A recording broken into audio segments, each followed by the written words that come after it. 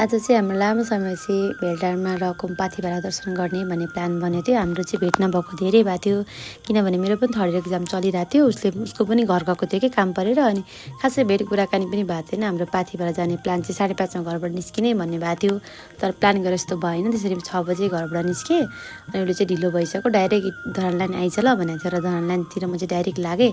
काम राम्रो राखेर भिडियो बनाएँ, अनि जाँदाखेरि चाहिँ वेट गरिरहेको थिएँ। हाँस्दै छिटो आइज न, लेट भइसक्यो भन्दै थियो। अनि डाइरेक्ट भेलटारको बस भेट्यौँ, बस पनि चढ्यौँ, अनि बस एकछिन रोकेको थियो, अनि मैले बाटोको भिडियो क्याप्चर गर्दै थिएँ।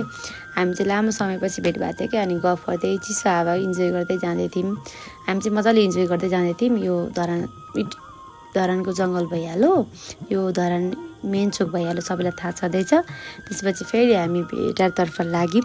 भेटारतर्फ जाँदै गर्दा चाहिँ हामीलाई चिसो फिल भइसकेको थियो क्या, इटरीमा त उपर गर्मी छ नि त, चिसो फिल भइसकेको थियो क्या, हामीलाई जाडो भइसकेको थियो। हामी भेलटार पुग्यौँ। हामीलाई चाहिँ पाथिभरा आइडिया थिएन कहाँ छ भनेर। ऊ पनि धेरै लामो समयपछि गइरहेको थियो, उसलाई पनि आइडिया थिएन। अनि अटो गरेर जाऊँ ल भनेर हामी त्यहाँ गएर अटो भनेर अटोमा चढ्यौँ। अटोमा त्यहाँबाट जाँदा चाहिँ 300 रुपियाँ लिँदो रहेछ। बाटो पनि कति छ भन्ने थाहा थिएन क्या, अनि अटो लिएर गयौँ हामी।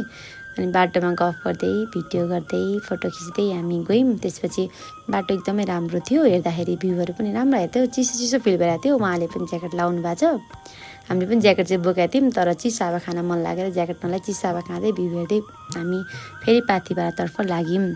अनि त्यहाँ पुगेर चाहिँ आइडिया थिएन सामानहरू के कति भनेर। अनि सामान किन्यौँ हामीले, सामान किनेर अनि के गर्ने भन्दाखेरि उसले चाहिँ धागो पनि चढाउँ न त, तलदेखि बाँध्दै जाऊँ भने। अनि हुन्छ भनेर तलदेखि हामी चाहिँ धागो बाँध्ने गरेर 2टा धागो टोटा ल्यायौँ, फुलको सामानहरू ल्यायौँ। अनि मेन गेटमा गेट छिर्नु अगाडि त्यहाँनिर पूजा गऱ्यौँ, धुपहरू बाल्यौँ। अनि त्यहाँबाट धागो बाँधेर उहाँसम्म जाने भन्ने कुरा भएको थियो। धागो बाँध्दै हामी फेरि पाथिभरा मन्दिरतिर लाग्यौँ।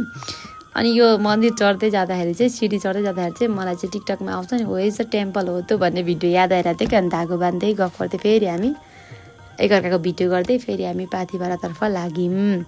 पाथिभरा फाइनली हामी मन्दिर आइपुग्यौँ। राम्रो थियो, एकदमै एनर्जी, एकदम पोजिटिभ भाइब आइरहेको थियो। हामी गएर फेरि त्यहाँ पूजा गर्न एकछिन लाइन बसेर हामीले पूजा पनि गरिसकेर परपट्टि मन्दिर राम्रो आइरहेको थियो, क्याप्चर गरेँ।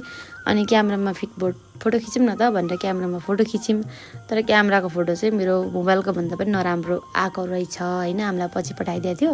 अनि फेरि हामी फोटोसोटो खिचेर फर्क्यौँ, बाटोमा भिडियो बनाउँदै गफ गर्दै भ्यूहरू क्याप्चर गर्दै निस्क्यौँ। अनि हामीले त्यो तल झरेर चिया खाएर नास्ता हल्का गरेर अटोमा जाने भन्ने प्लान भएको थियो, तर अटो नभएर हामी हिँड्दै कति चाहिँ होला र भन्दै हिँड्दै गइरहेको थिएँ। मलाई चाहिँ बाटोमा अल्छी लाग्यो, म थाकेँ भन्दाखेरि चाहिँ अनि के भन्दै मलाई उ गरिरहेको थिएँ क्या।